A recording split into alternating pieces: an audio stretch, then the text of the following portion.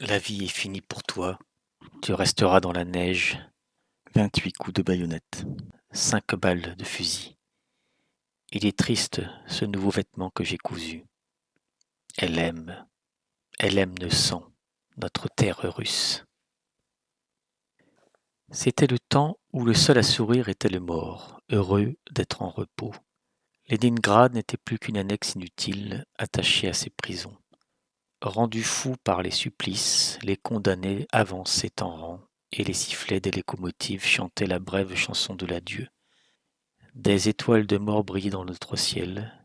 L'innocente Russie se tordait de douleur sous les bottes sanglantes, sous les pneus des fourgons noirs. Ils t'ont emmené à l'aurore, je t'ai suivi comme on suit un cercueil. Les enfants pleuraient dans la chambre sombre, la cire du cierge coulait. Sur tes lèvres le froid de l'icône, la sueur de la mort sur le front. Ne rien oublier. Comme les femmes des archers, je hurlerai sous les murs du Kremlin. Le Don coule paisiblement, la lune jaune entre dans la maison, elle entre le bonnet sur l'oreille, la lune jaune voit une ombre. Cette femme est malade, cette femme est seule, son mari sous terre, son fils en prison. Dites pour moi une prière. Non, ce n'est pas moi, c'est quelqu'un d'autre qui souffre. Moi, je ne pourrais pas souffrir autant. Ce qui s'est passé, qu'un drap noir le recouvre et qu'on emporte les lumières, nuit. Si on t'avait montré à toi la rieuse, à toi la favorite de tous tes amis, à toi la joyeuse pécheresse de la ville, ce qu'il allait advenir de ta vie. Avec ton colis, tu es la 300e, tu attends, à l'ombre des croix, et des larmes te brûlent. Perce la glace au premier jour de l'an. On voit se balancer le peuplier de la prison. Pas un bruit.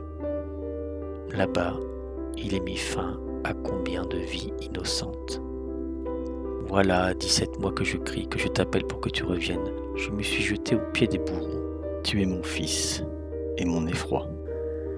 Tout est bouleversé pour des siècles.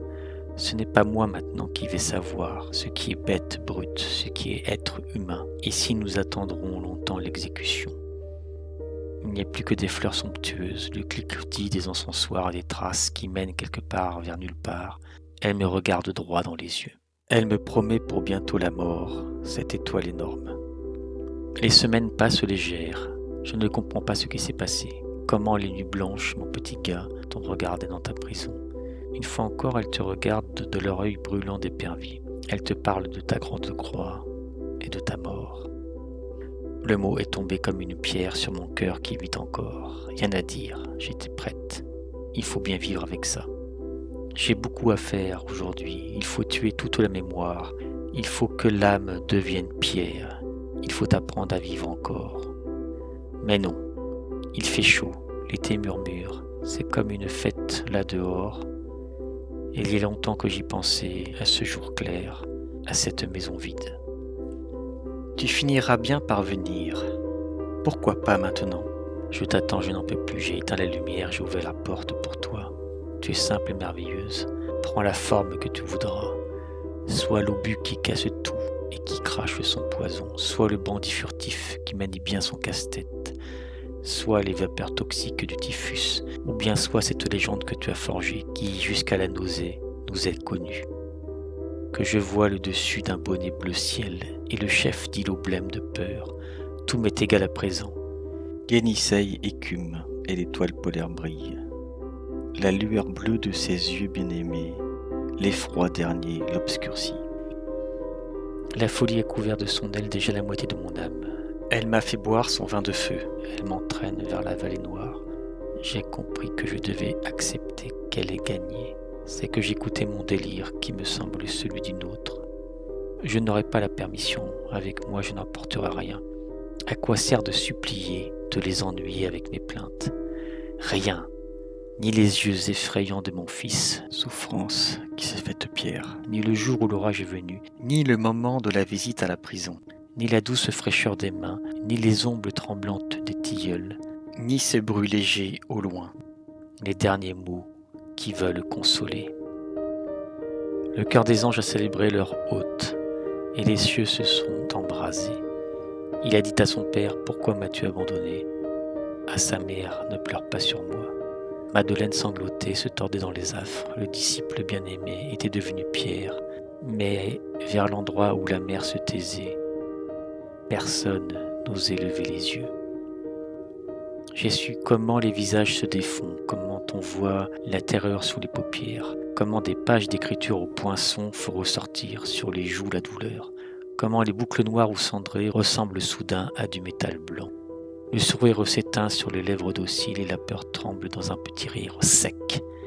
Si je prie, ce n'est pas pour moi seul, mais pour tous ceux qui ont avec moi attendu dans le froid féroce ou sous la canicule, au pied du mur rouge, du mur aveugle. Il va être temps de se rappeler, je vois, j'entends, je vous sens là. Toi qu'on a traîné vers la fenêtre, toi qui n'étais pas sur ta terre à toi, toi qui secouais ta jolie tête et qui disais « Je viens ici comme chez moi ». Je voudrais vous nommer toutes par votre nom, mais ils ont pris la liste ou posé des questions. J'ai tissé pour elles un grand voile avec ces pauvres mots qu'elles m'ont donnés. Je me les rappelle toujours et partout. Que vienne un autre malheur, je n'oublierai rien.